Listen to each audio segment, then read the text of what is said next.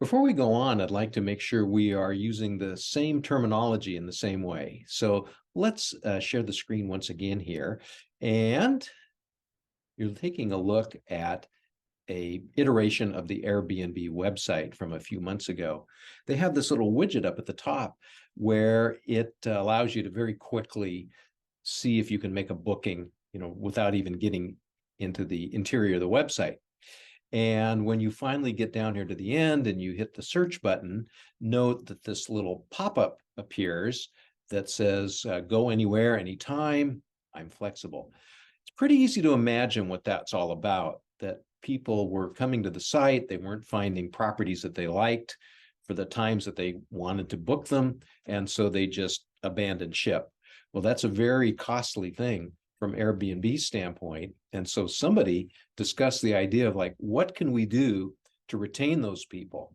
And the idea was, well, let's remind them that if they can be flexible in their booking dates, maybe we've got something that will work for them. So the UX designer and the content designer both played a role in what this is and how it looks and how it works.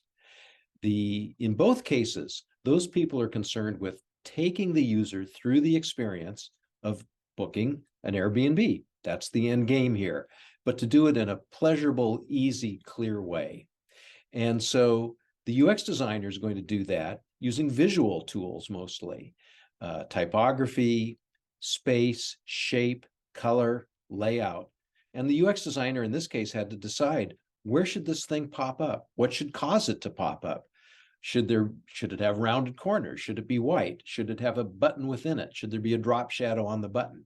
So lots and lots of visual design decisions were being made by that UX designer. At the same time, the content designer said, what should it say?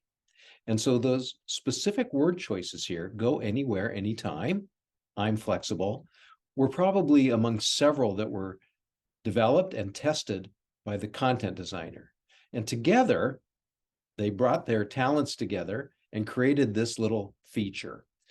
We don't know, of course, to what extent this kept people on site and kept them from abandoning, but probably to some degree. And that conversion, that ability to get more customers and to ultimately get more dollars from our design work is not an insignificant reason, certainly to Airbnb and the companies that are going to hire us in the future.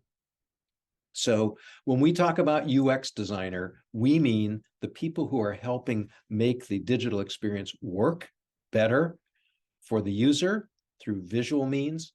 And when we talk about content designer or UX writer, we're talking about people who do almost exactly the same thing, but they do it with words. And so you're going to see there's a tremendous amount of overlap between what a UX designer does and what a content designer does. And so when we take a look at our course tracks, you're going to see that there are many, many courses in common that both the UX design focused students and the content design focused students take. You'll hear more about that in just a second.